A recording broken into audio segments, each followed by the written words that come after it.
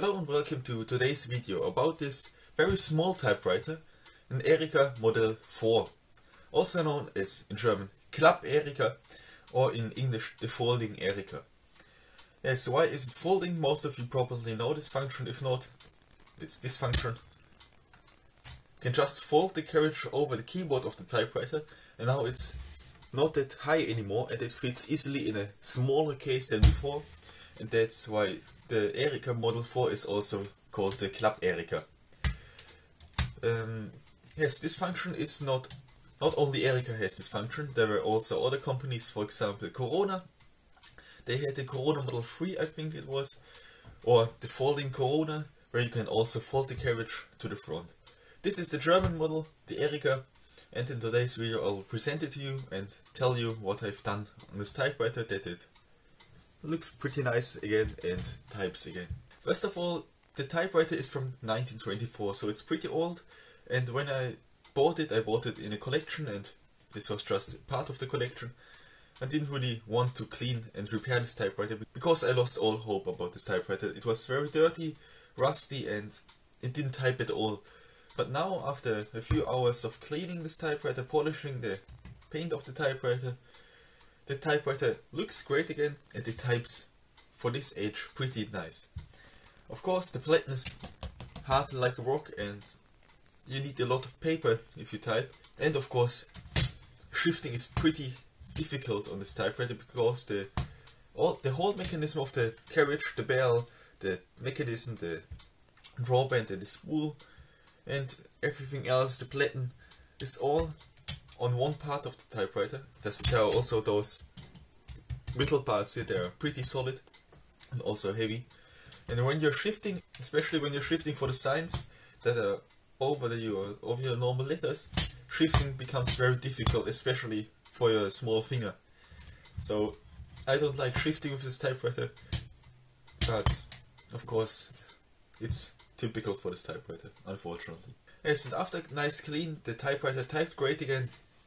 And now I'll show you the functions and later you can see how it types. So there are not a lot of functions.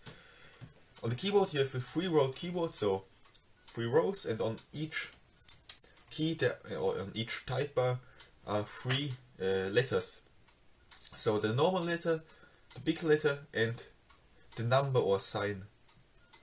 And if you want to shift, you can simply shift with those 2 different shiftings. And if you want a caps lock, there's a caps lock on the left side of the typewriter. If you want to shift for the big letters, for the upshifted letters, that's caps lock for them. And that's caps lock for the signs. That's caps lock. On the right side we only have one more function, and this is backspace. Of course, before you can use it you need to unlock the carriage lock. It's this lever here. And now you can use backspace. There are no more functions on the left and right side or on the keyboard. Now let's go over to the carriage. As you can see, the carriage is the rest of the typewriter, and there are a few more functions than on the keyboard. First of all, the ribbon. The Erika Modell 4 uses a 50mm ribbon, so not a 30mm ribbon. But if you have a one-colored 30mm ribbon, you can also put it in the typewriter and hope that it types. Mine types. If you want to switch the rewind direction, there are 2 screws here. I don't know why they are different, but they are. If you want the left spool to spool the ribbon up, you have to screw this screw in and this one out. And now this spool will spool the ribbon up, as you can see. Yes, that's it with the rewind direction. The serial number is right below above the segment. There's not a real segment here. It's pretty obvious here in the middle, so you don't have to search a lot. As I already mentioned, my typewriter is from 1925, but the models were built in the 20s and I think even earlier, but I'm not sure about that. Now let's go over to the carriage. On the right side of the carriage you have your platen turning knob, your carriage release and your paper release here. Make sure to always activate your paper release so the platen feed rollers don't become cubes. In the back of the typewriter you have your margins left and right, they're working like every other margin. And there are two paper supporters, you can fold them out. And there's also a margin release, it's here, right next to the carriage, and then your margin just shift away and you can go on typing. On the left side of the typewriter, of the carriage, you have three more functions. Here you have your space lever, yes, this is the space lever. You push it in and now you can move the carriage to the right. Then you have your line space adjustment, that's here, there are three different modes. And finally, I still don't know in the English word, please let it know me in the comments. You can fold this lever up, down. Now you can turn the platen and it won't make any noise. Now it does. Yes, that's it with the functions of the typewriter. I spent, as I already mentioned, a lot of time cleaning this Erika, and as I really like it, the whole carriage mechanism is working pretty clean. Yes, now let's go over to typing, so you can see how this typewriter types.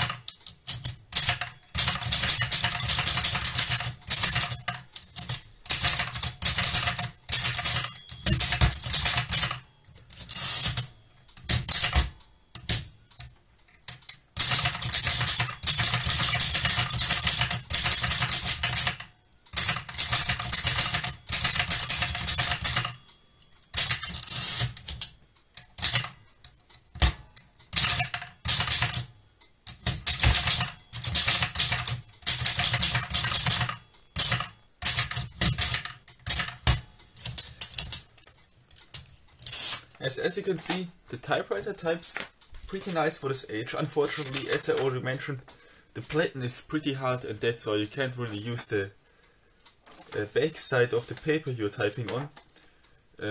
Because especially the dots are typing through the whole paper, and that's why you can't really type two sides with this typewriter, unfortunately. But this is mainly because of the hard platen. But this isn't any problem. Yes, that's it with today's video about the Club Erika. I hope you enjoyed it. It was a pretty quick video. I hope I could explain everything well. If not, let me know in the comments.